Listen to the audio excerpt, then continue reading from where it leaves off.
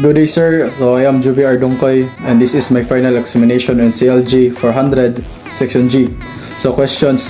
First, define evidence and explain its scope.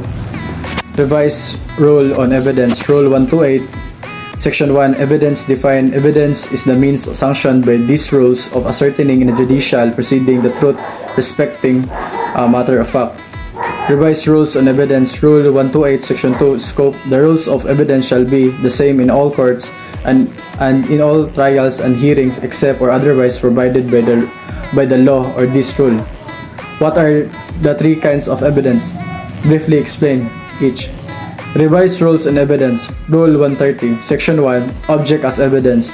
Object as evidence are those addressed to the sense of the court. When an object is relevant to the fact and issue, it may be exhibit to examine or viewed by the court. Revised rules on evidence. Rule 130, Section 2. Documentary evidence. Documents as evidence consists of writings, recording, photographs, or any materials containing letters, words, sound, numbers or figures, symbols or their equivalent or other modes of written expression offered as proof of their contents. Photographs include still pictures, drawings, stored image, x-ray, films, motions, picture, or other videos. Revised rules on evidence. Rule 130, Section 22.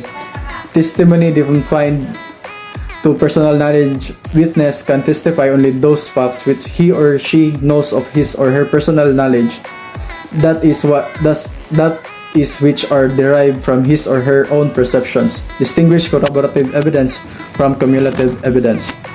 So corroborative evidence is additional evidence of a different kind and character tending to prove the same point.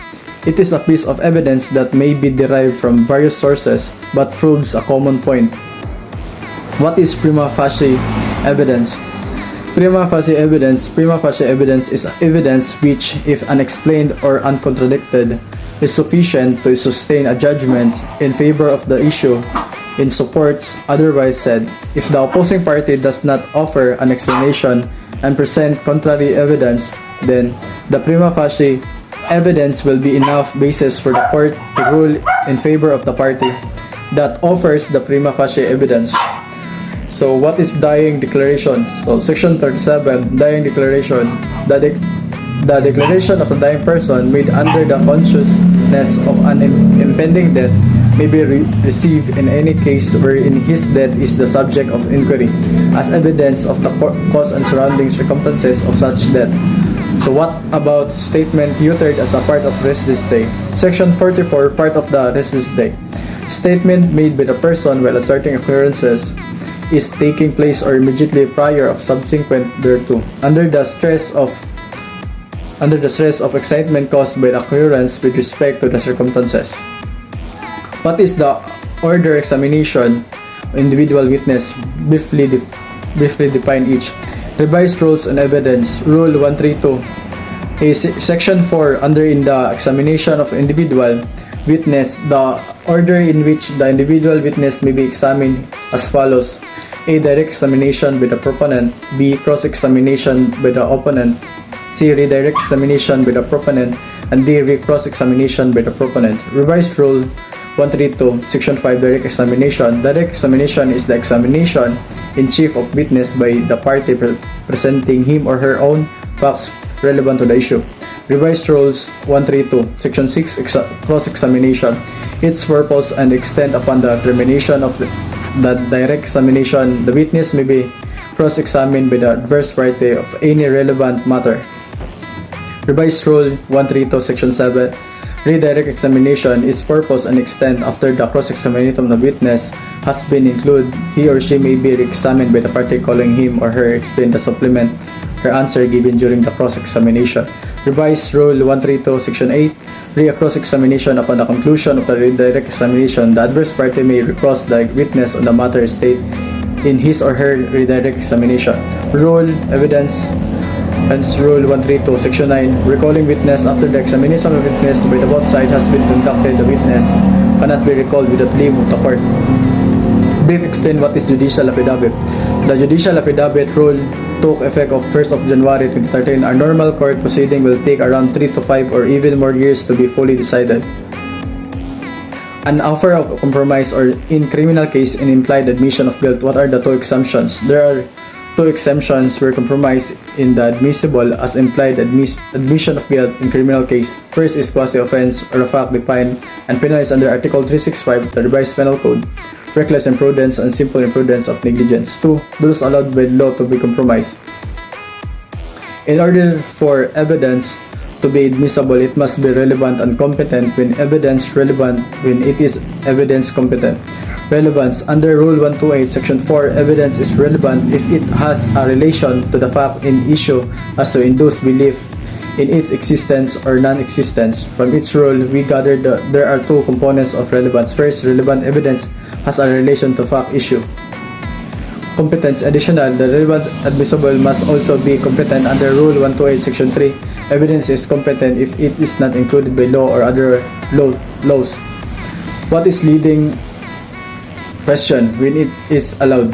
Section 10. Leading and misleading questions. A question we suggest to witness, the answer which examining party desire is a leading question. It is allowed except on cross-examination on preliminary matters when there is difficulty in getting direct and intelligible answer from a witness who is ignorant, a child of tender years, is feeble mind, or deaf or mute.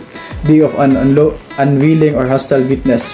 What is misleading question? A misleading question is one of assumes as true a fact not yet testified by the witness, or contrary to the which he or she has previously stated is not allowed. When is circumstantial evidence sufficient to sustain conviction?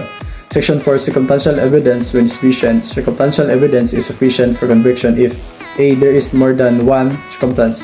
B. The fact from which the inference are derived are proven. C. The combination of all the circumstances is such as produce a conviction beyond reasonable doubt. Distinguish burden of proof from burden of evidence. Revised rules evidence. Rule 131, Section 1. Burden of proof and burden of evidence. Proof is the duty of a party to present evidence on the fact in issue necessary to establish his or her claim to defense by the amount of evidence. What is the standard or of proof necessary in civil cases? Revised Rules Evidence Rule 133, Section 1. Providence of evidence, how determined. In civil cases, the party having the burden of proof must establish his or her case by a providence of evidence. Criminal cases. Revised Rules Evidence Rule 133, Section 2. Proof beyond reasonable doubt. In a criminal case, the accused is entitled to an acquittal unless his or his guilt is shown beyond reasonable doubt. Administrative case briefly defined. Revised Rules on Evidence Rule 130, Section 6. Substantial evidence in cases filed before administrative or quasi-judicial bodies or fact may be deemed established if it is supported by substantial evidence. Define what are public documents. So, Revised Rule on Evidence Rule 132, Section 19, classes of documents for the purpose of their presentation in evidence. Documents are either public or private. A is the written official act. B. Documents acknowledged before notary public. C. Documents that are considered public documents. And D. Public records kept in the Philippines. How do you prove and present in court private documents? Revised Rules on Evidence 132, Section 20, proof of private documents. Before any private documents offered as authentic is received in evidence, its due execution and authenticity must be proved by any of the following means. A. By to documents executed written. B. By evidence of genuines. C. By other evidence showing due. The original documents rules state that when presenting documents as evidence, only the original is admissible. What are the four exemptions? Section 3. Original documents must be pursued. Exceptions: when the subjects of inquiry is the content of documents, no evidence shall be admissible. Who can become a witness? Qualification of a witness. Section 20. Witness, their qualification. Except prove provided in the next proceeding sections, all persons who can perceive may make their own perception to others may be a witness when extrajudicial confession sufficient to sustain conviction.